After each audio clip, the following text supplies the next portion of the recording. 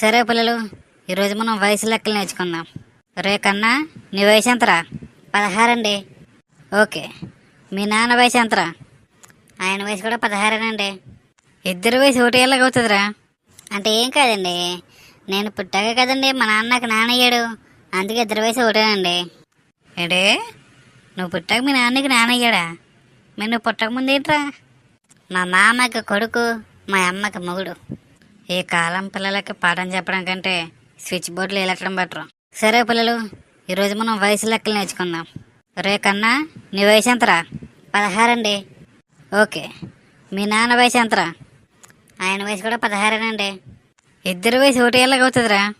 అంటే ఏం కాదండి, నేను పుట్టాక కదండి మా నాన్న నాకు నానయ్యాడు, అందుకే ఇద్దరి వయసు ఒకటేనండి.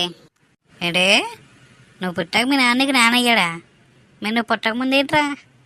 మా మామకి కొడుకు, మా అమ్మకి మొగుడు. ఈ కాలం పిల్లలకి పాఠం చెప్పడం కంటే స్విచ్ బోర్డులు ఎలకడం బెటరు.